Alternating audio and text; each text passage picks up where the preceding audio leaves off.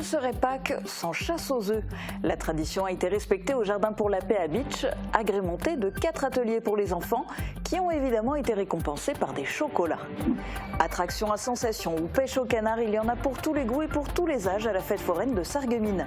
Pâques rime avec manège dans la cité faïencière et cette année la fête foraine est prolongée jusqu'au 23 avril sur la place de la Grande Armée. Affluence record à la grande braderie de Sarralbe. Chaque lundi de Pâques, le centre-ville devient le rendez-vous des bonnes affaires. Cette année, il a fallu faire de la place pour trouver un emplacement à chacun des 160 exposants. Trio était de passage en tout intime tour à Sarreguemines. Programmé dans le cadre de la saison culturelle, le groupe à forte influence reggae a survolté la salle. Public debout dès le début du concert, enfants sur scène et ambiance déjantée.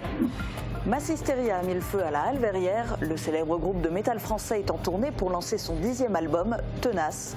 Plus de 900 personnes ont assisté au concert à Meisenthal. Bienvenue sur Mosaïque Cristal, j'espère que vous avez bien profité de ce long week-end de Pâques. Vous avez mangé beaucoup de chocolat? Est-ce que vous avez quand même fait du sport? Parce que là, retour de week-end, il va y en avoir du sport sur Mosaïque Cristal, n'est-ce pas David? Oui Julia, de la natation au badminton, en passant par la gym, le basket, le volley. Le programme d'aujourd'hui, il est très varié. Eh bien, tu vas nous le détailler en images dans quelques minutes. Mais avant le sport, place au chocolat. Le Jardin pour la Paix de Bitche a exceptionnellement ouvert ses portes en avant-première pour lancer une chasse aux œufs de Pâques. C'était l'occasion pour les enfants comme pour leurs parents de bien commencer les festivités dans la matinée de dimanche. Ils sont tous repartis, les bras chargés évidemment de chocolat. Reportage de Thibaut Desmerlet. Si certains pouvaient trouver des œufs en chocolat sous les petits pots, les autres ont dû les mériter. Au matin du dimanche de Pâques, le Jardin pour la Paix de Bitche s'est transformé en terrain de jeu pour les familles. Une grande chasse aux œufs, organisée par la ville et la citadelle, qui s'est divisée en 4 ateliers. Alors à chaque activité, on gagnait un œuf. À la première activité, on gagnait un œuf jaune, à la deuxième un rouge, à la troisième un vert et à la quatrième un bleu. Comment tu as trouvé justement ce petit parcours? Bien. Tu t'es pas ennuyé? Non, je me suis pas ennuyée. Ces œufs ne sont pas comestibles, mais ils ont servi de monnaie d'échange pour récupérer le précieux chocolat à la fin du parcours. Mais attention, il est réservé uniquement aux enfants. Est-ce que demain ils seront déjà tous mangés?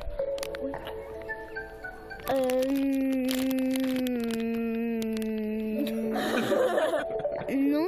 Création de pots de fleurs décorés, chasse au lapin caché ou encore une petite course aux règles particulières, des activités qui ont occupé la tête des plus petits, mais qui ont aussi rappelé des souvenirs aux plus grands. La jeunesse, quand nous les parents on était plus jeunes. Donc voilà, je trouve que c'est sympa pour les enfants encore. Le lapin blanc de Pâques s'est déplacé en personne pour accompagner les familles dans leur quête. Un farceur au grand cœur qui n'a pas hésité à faire des bêtises. En plus du chocolat, la tradition de Pâques à Sarreguemines, c'est la fête foraine. Elle a fait son retour. Une trentaine de stands, dont une dizaine de manèges, ont comblé les visiteurs dès son ouverture vendredi. Comme chaque année, elle s'est installée sur le parking de la Grande Armée. Et malgré l'inflation, les prix n'ont pas changé pour satisfaire tous les porte-monnaies. Maureen Grandcola a assisté à l'inauguration. Les bonbons, la pêche au canard et surtout les manèges. Pas de doute, nous sommes bien à la fête foraine. Comme chaque année, la fête foraine de Pâques s'installe sur le parking de la Grande Armée de la cité faïencière et cette fois, pas de restrictions sanitaires. Qu'est-ce qu'on est heureux. Pour moi, c'est la deuxième fête de cette année. J'étais à Célestat et maintenant on vient à Sarreguemines. Très bon accueil, très bien, bon public. Dès qu'on arrive ici, on est vers les portes du camion, le soleil est sorti.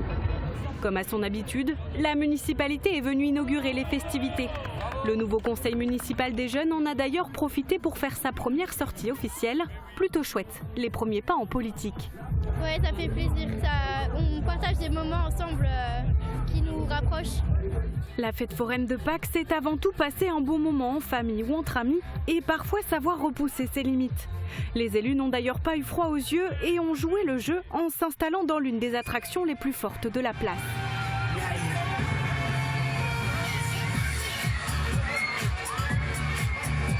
Ça décoiffe, c'était super, vraiment très belle impression.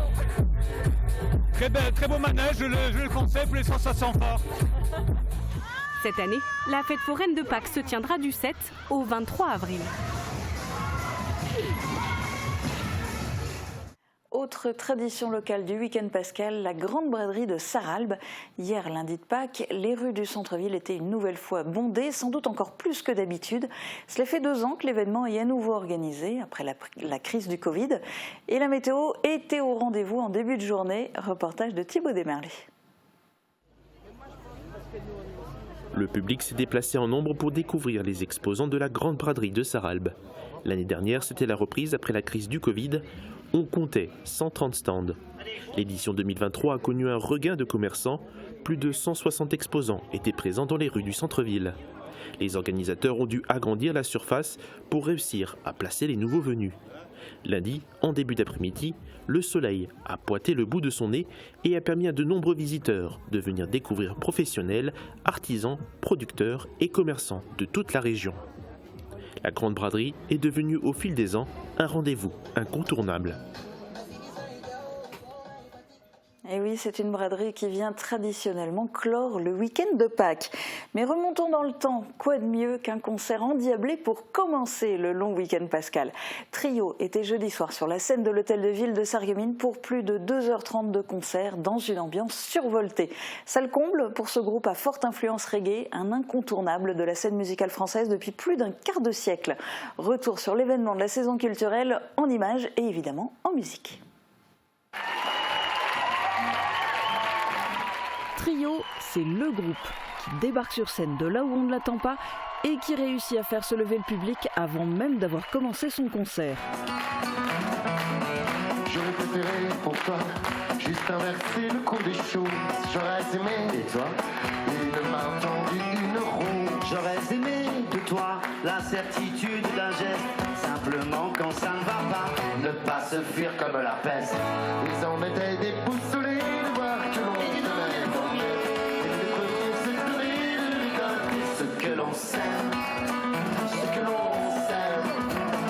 Cette étape sarregueminoise fait partie du Tout Intime Tour.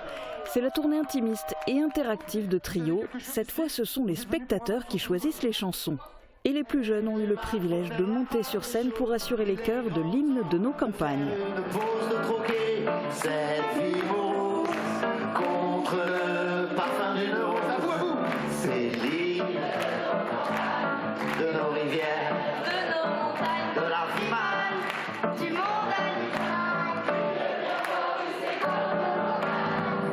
Un concert déjanté, au plus près du public, avec de l'énergie à revendre et des accents psychédéliques.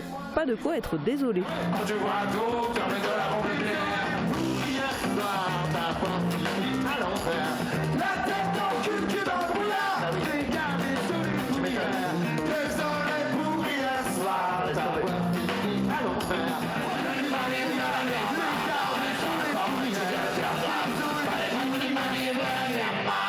C'était Trio, merci beaucoup.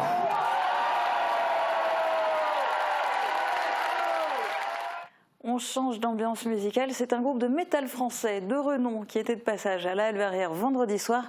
Le groupe Massisteria débute sa tournée 2023 à l'occasion de la sortie de son 10e album, Tenace. Et le moins que l'on puisse dire, c'est que le public avait du mal à entrer dans la salle qui était pleine à craquer. Reportage de Thibaut Desmerlet. Émancipé au plus vite, notre libre arbitre, on tient toujours s'il faut.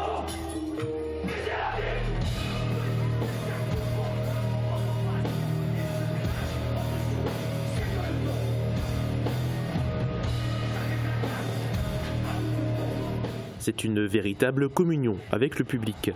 Plus de 900 personnes se sont déplacées à la Halle-Verrière pour assister au concert de Massisteria. Le groupe de métal français a déjà plus de 25 ans de carrière derrière lui et s'est forgé une solide réputation. Ils viennent de débuter leur tournée 2023 pour la sortie de leur 10e album, Tenace. Le groupe a même obtenu 2 disques d'or dans son histoire pour l'album Contre Addiction et son live à l'Olympia.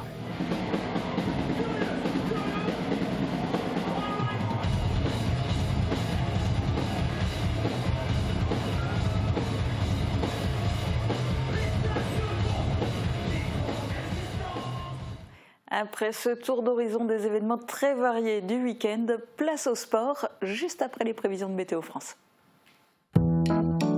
Qu'il vente, pleuve, fasse froid ou chaud, une maison isolée par Moder Habitat reste agréable et saine au fil des saisons. Retrouvez votre programme avec le Crédit Mutuel, partenaire des grands événements de votre région. Une banque qui appartient à ses clients, ça change tout.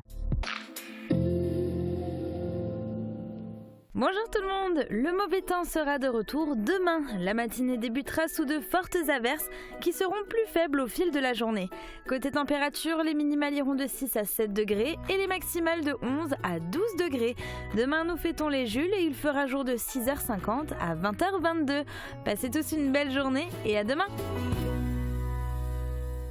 C'était votre programme avec le Crédit Mutuel, partenaire des grands événements de votre région. Une banque qui appartient à ses clients, ça change tout. Venez goûter les délices chocolatées de Jacques Bockel à Stirin-Vendelle. Votre chocolatier créateur vous propose une collection de chocolats de saison décorés à la main et 100% naturels à offrir ou à croquer. Sans oublier des spécialités intemporelles qui feront plaisir à tous les gourmands. Jacques Bockel, c'est 100 mètres carrés de chocolat d'exception à Stirin-Vendelle. Le roi des vins est à Stirin-Vendelle. Faites votre choix parmi plus de 3500 références de vins. Une large gamme d'alcool et de spiritueux. Et des idées cadeaux pour toutes les occasions. Nouveau, la cloche. Faites-vous plaisir avec une grande variété de fromages d'une provenance 100% artisanale. Le roi des vins à Stirin-Vendelle, le temple des gourmands et des gourmets. Découvrez les formations variées du CFA BTP de Montigny-les-Metz. Les métiers du bois, du génie climatique, sanitaire et thermique, les travaux publics et le gros œuvre, les aménagements et finitions, les métiers du métal. Le CFA BTP, c'est aussi un équipement sportif exceptionnel et un internat tout confort. Pour plus d'informations, visitez notre site web. Le lapin de Pâques est enfin de retour et il a déposé tous ses délicieux chocolats chez Cora Sarreguemines. Venez faire la chasse aux œufs et aux sucreries dans nos rayons aménagés avec les meilleures gourmandises à offrir, partager ou à dévorer. Et jusqu'au 8 avril, c'est aussi la foire au vin chez Cora Sarreguemines. Venez profiter d'un large choix de produits et de toutes nos offres spéciales mises en place pour l'occasion. Cora, l'hyper proximité. Dans cette émission, on a assez parlé de Pâques. Il est temps de reprendre le sport avec David.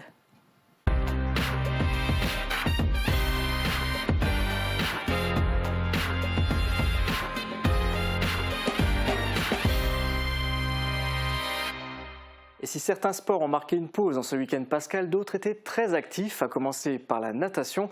Du 5 au 10 avril, le Cercle nautique de Sarreguemines a participé au championnat de France junior à Chartres, en bassin de 50 mètres. 6 jours de compétition où s'affrontent des filles de 14 à 17 ans et des garçons de 15 à 18 ans. 5 nageurs sarregueminois étaient qualifiés, 3 filles et 2 garçons. Je les cite rapidement, Louise, Chloé, Alissa, Alessio et Adrien.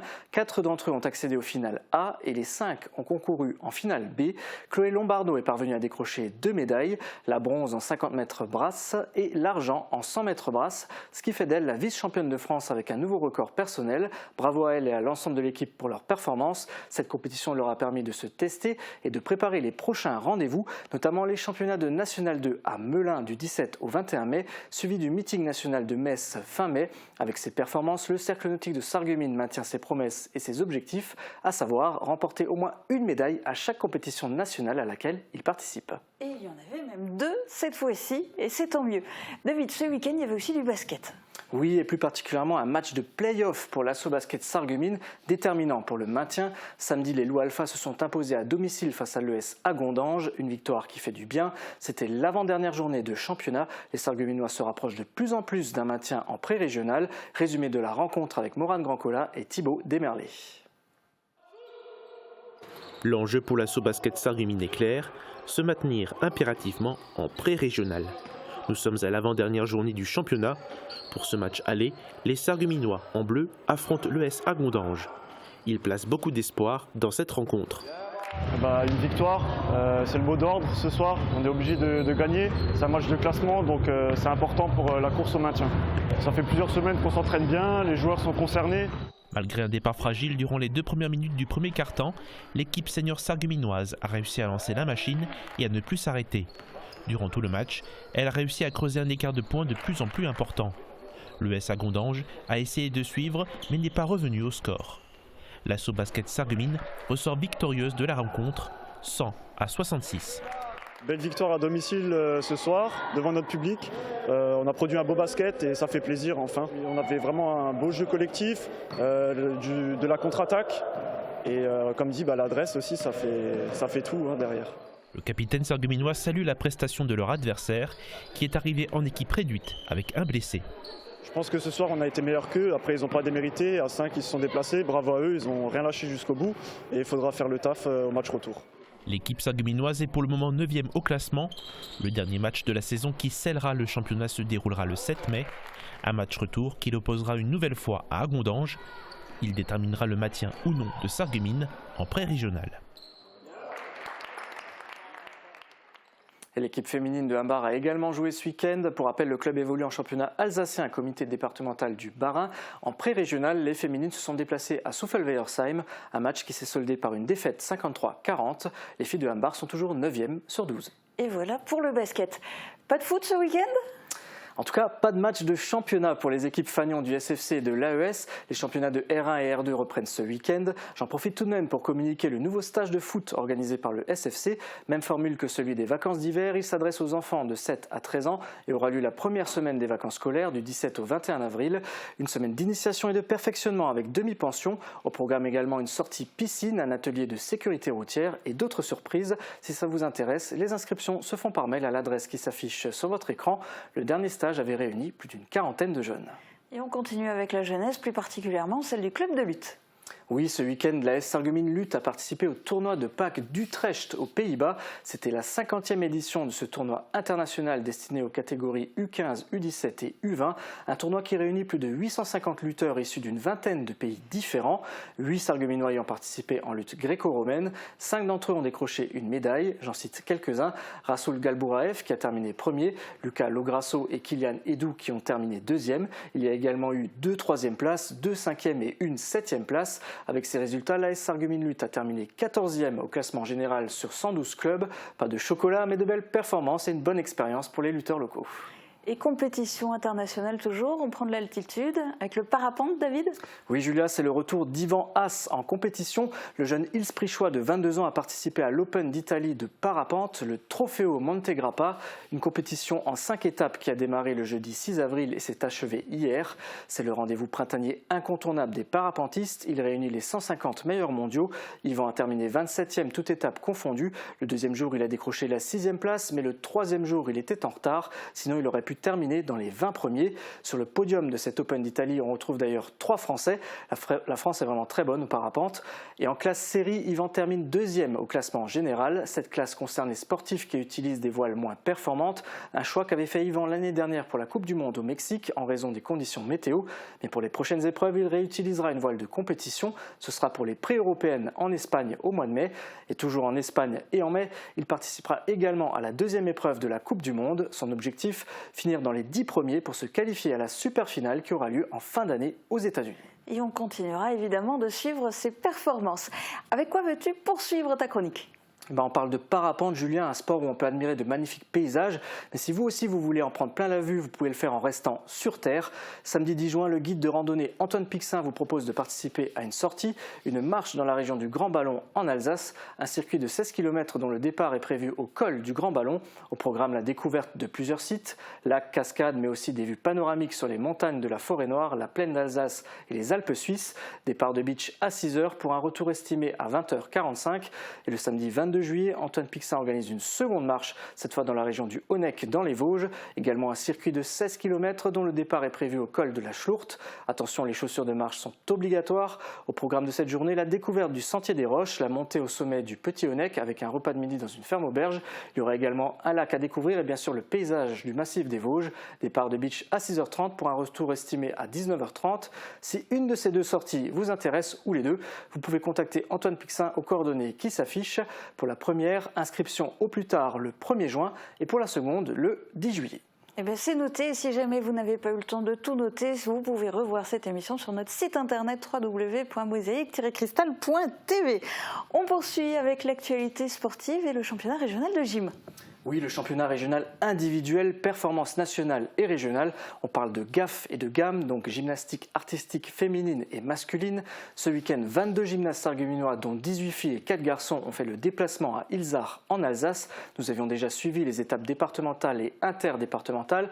On passe au niveau régional. Plus on avance dans la compétition, plus c'est difficile. Cette fois, les faïenciers ont récolté moins de médailles, mais il y en a tout de même eu 4, 3 de bronze et 1 d'argent. Bravo aux gymnastes. Cette étape est qualificative. L'objectif est de participer au championnat de France prévu les 19, 20 et 21 mai à Miramas. Pour le moment, on ne sait pas combien de sarregueminois se sont qualifiés. Il faut que leurs résultats soient croisés avec ceux des autres régions. Il faut donc attendre le classement global. Et on continue avec un sport, une discipline qui est finalement assez proche de la gym, le twirling bâton. Oui, ce week-end, le rendez-vous était fixé à Saint-Dié-des-Vosges pour le championnat de Ligue Grand Est en National 2. Dans chaque catégorie d'âge, ce sont les 100 à 150 meilleurs twirlers de France qui se sont qualifiés à ce championnat.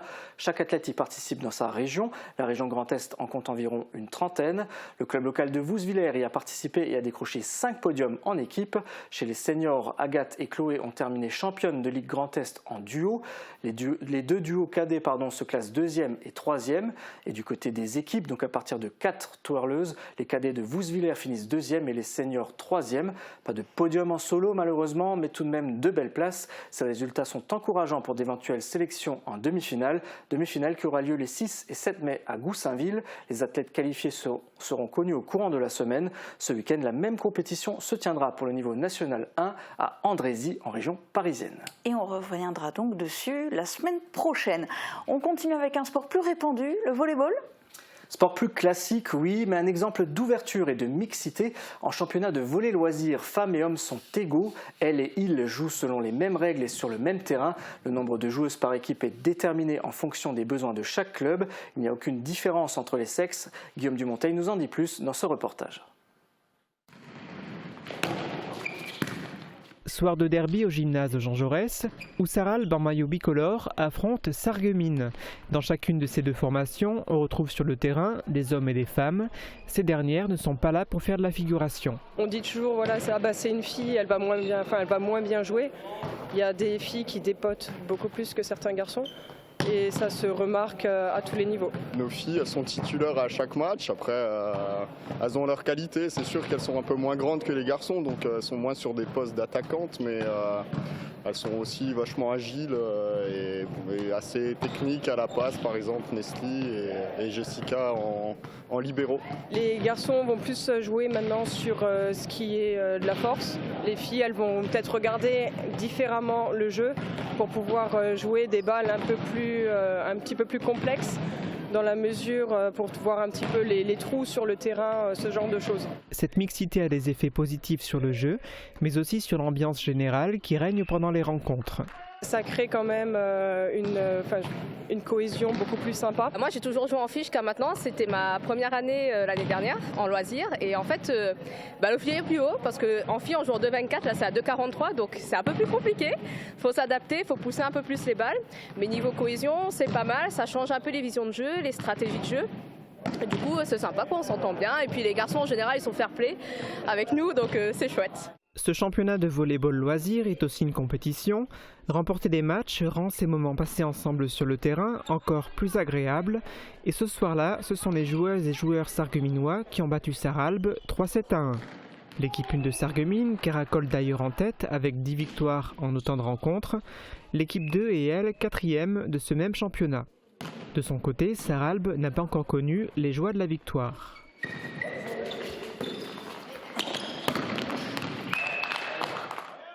On enchaîne avec le tennis de table et plus particulièrement la deuxième phase du championnat de régional 1 par équipe. Les équipes Fagnon de Rohrbach-Binin et Sarreguemines évoluent toutes les deux dans cette division et dans la même poule. On regarde le classement actuel. Rohrbach-Binin est 3e avec 11 points, 3 victoires et 2 défaites. Sarreguemines est 6e avec 9 points, 2 victoires et 3 défaites. C'est très serré au niveau des points. L'équipe des Faïenciers est précédée par la 6 de Haguenau-Wissembourg et la 2 de Sarrebourg qui totalisent également 9 points chacune. Si j'en parle aujourd'hui, c'est parce que le championnat arrive bientôt à son terme. Ce week-end, les deux équipes locales joueront leur dernier match à domicile. Rohrbach-Binin reçoit Heurt et Sarreguemines affronte Sarrebourg. Pour les Sarregueminois, c'est un match déterminant pour le maintien. Rohrbach-Binin est davantage à l'abri. Les Beacherlainers visent le podium en fin de saison. La dernière journée est prévue le 14 mai et ce sera donc à l'extérieur. Et on ne manquera pas de suivre l'évolution de ce championnat. Sport de raquette toujours, on passe au badminton ? Oui, le Sarreguemines Badminton Club, dont l'équipe Fagnon vit une saison très difficile. En National 3, les badistes sarregueminois ont enchaîné les défaites. On regarde le classement. Les Fayenciers sont derniers avec 18 points, 1 victoire, 2 nuls et 6 défaites. La poule est largement dominée par Domartemont qui a remporté toutes ses rencontres et totalise 46 points. La seule équipe proche de Sarreguemines est celle qui la précède, Nancy-Villers avec 20 points, 1 victoire, 1 nul et 7 défaites. Même si Nancy-Villers totalise plus de défaites que Sarreguemines, elle a obtenu plus de bonus défensifs. C'est un point que l'on gagne lorsqu'on perd avec le plus petit écart de score, à savoir 5-3. Nancy-Villers en a obtenu 5, alors que les Sarregueminois n'en ont qu'un. Ceci explique la différence de points. David, est-ce que ceci explique aussi cela? Le Sarreguemines Badminton Club est-il déjà condamné à la relégation? Très bonne question, Julia. Il reste encore un match à jouer. C'est ce samedi à domicile face au leader du groupe Domartemont. Autant dire que ça va être très difficile, ne serait-ce que d'obtenir le bonus défensif. Pour répondre à ta question, l'équipe locale est relégable et le seul espoir d'un maintien serait un éventuel repêchage qui est malheureusement peu probable. Donc oui, le SBC va certainement descendre. On en saura plus une fois la saison terminée. Ouais, un passage difficile à vivre pour le club, mais bon, ça fait partie du sport et c'est comme ça. Alors, on a fait le tour là, de l'actualité sportive. C'est à ton tour, David. Quel sport testes-tu cette semaine? Cette semaine, Julien, on part au pays du soleil levant, ou presque, pour découvrir l'aïkido, un art martial fondé sur la défense. On utilise la force de l'adversaire pour le contrer. C'est plus technique que physique. Pour découvrir ce sport, j'ai rencontré le club Sobukai en Chambert, un club qui a récemment accueilli en ses murs un stage, une rencontre internationale avec plus d'une trentaine de participants. Ce qui m'a le plus frappé dans ce club, c'est le cas de le dire, c'est l'utilisation de la langue japonaise à tous les niveaux. Je vous laisse découvrir tout ça en images. Et voilà, le sensei est maîtrisé. Je crois pas, non.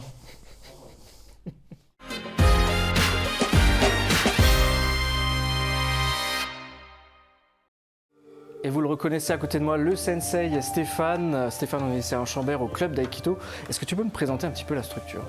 Le club d'aïkido dans Chambert a été créé en septembre 2000. On a créé ce club d'arts martiaux suite à notre passage de ceinture noire.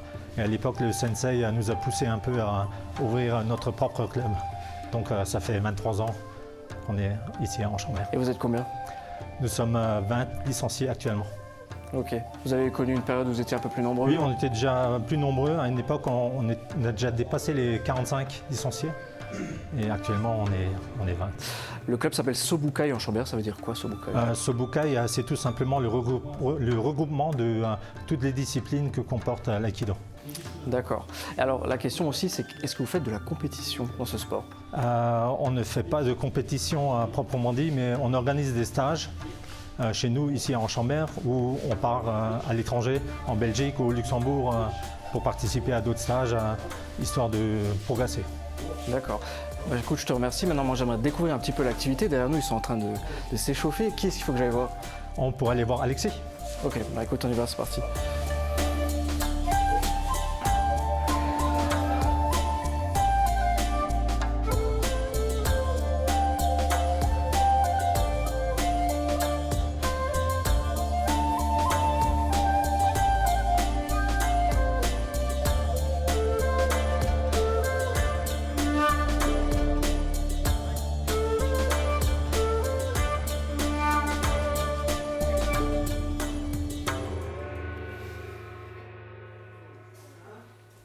Onegaishimasu. Alexis, c'est toi qui vas m'initier à l'aïkido aujourd'hui. Avant qu'on commence, est-ce que tu peux m'expliquer ce qu'est l'aïkido? Parce qu'il y a plein d'arts martiaux qui existent. Alors l'aïkido, c'est un art martial, du coup, comme tu l'as dit, de self-défense. Donc le but, ça va être de venir se défendre. Un agresseur vient te mettre un coup et toi, tu vas chercher à le maîtriser. Et par quoi on commence pour apprendre l'aïkido? Par l'aïkido, ça sera d'abord la posture. D'accord. Alors vas-y, explique-moi. Ok. Donc le but, c'est de se mettre dans le bon kamaï, posture. Donc jambes fléchies à l'avant, oui. Hauteur d'épaule, jambes arrière tendues, et tu viens mettre tes bras devant. Comme sens a une importance ou? Oui. Donc main droite devant quand tu as le pied droit devant. Si tu changes, pareil. J'inverse tout, quoi. Voilà, okay. C'est ça. Donc ça, c'est la posture. Voilà, c'est ça. Ce qui est important là-dedans, c'est justement que quand tu vas faire les techniques, tu viens chercher le déséquilibre. Et donc cette posture, tu es justement bien en équilibre. Et c'est pour ça que c'est important. Ok. Et du coup, par quoi on enchaîne? Bah là, typiquement une technique, on peut essayer si tu veux. Donc par exemple, je vais venir, hop. Donc on vient en contact et après je viens chercher justement ton poignet. Donc je te tire légèrement, je tourne, donc là je fais une clé dans ton poignet et si je continue vers là, donc tu vas être projeté vers le sol.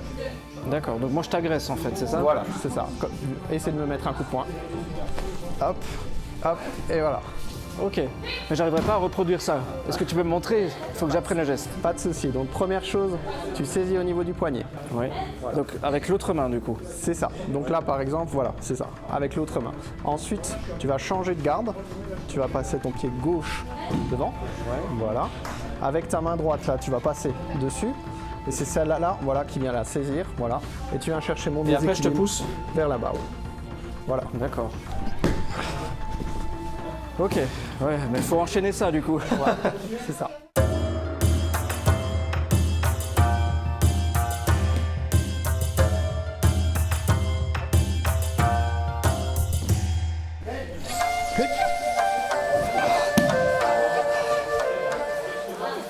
Arigato gozaimasu. Merci Alexis pour toutes ces techniques et ces explications. Bon, j'imagine qu'il y en a un tas d'autres. Et d'ailleurs, Stéphane me disait tout à l'heure qu'à l'aïkido, il y a plusieurs disciplines aussi. Lesquelles vous pratiquez ici à Enchambert? Il y en a une en particulier que tu veux nous présenter? Oui, aujourd'hui, donc je vais vous présenter le yaito. Donc en fait, la discipline, c'est le maniement du sabre. Donc pour l'apprendre, on va prendre des sabres qui ressemblent mais qui ne sont pas affûtés. Et du coup, on va s'entraîner justement à faire des mouvements de coups, comme sur un champ de bataille.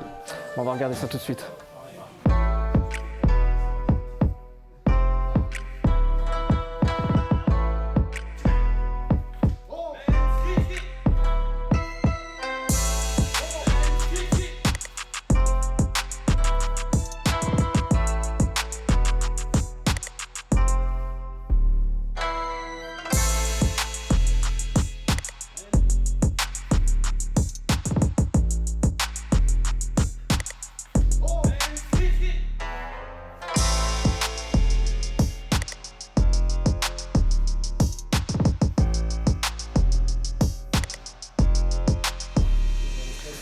Salut Adèle, excuse-moi, je vais te déranger un tout petit peu. Tu peux me dire depuis combien de temps tu fais de l'aïkido ici? Alors moi, ça fait 2 ans que je pratique dans le club. Qu'est-ce qui t'a poussé à commencer? Comment t'as atterri ici? Alors moi, je suis quelqu'un qui m'intéresse beaucoup aux différentes cultures et c'est vrai que la culture japonaise m'a toujours un peu plus intéressée que les autres. Et donc quand j'ai su qu'il y avait un club d'aïkido, je me suis inscrite et puis j'ai découvert petit à petit. Et qu'est-ce qui te plaît alors dans ce sport? Alors déjà, c'est un moyen de me défendre. Donc ce qui est intéressant et ce qui est rassurant, c'est mes parents. Et aussi, il y a l'aspect social pour rencontrer des gens et tout ça. D'accord, bah écoute, moi je te laisse continuer, je te dérange pas. Merci.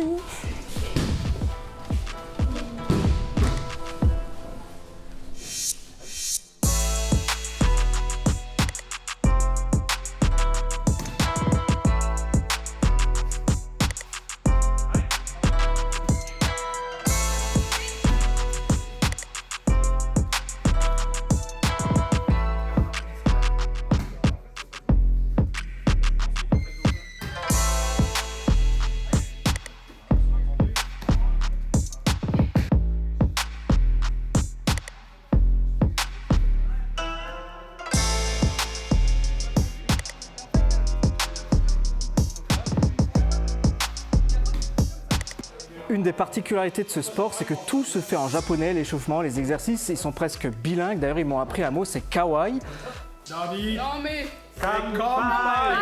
Bon bah, j'ai encore des choses à apprendre, hein. Donc c'est kampai qui veut dire santé. Santé. Santé.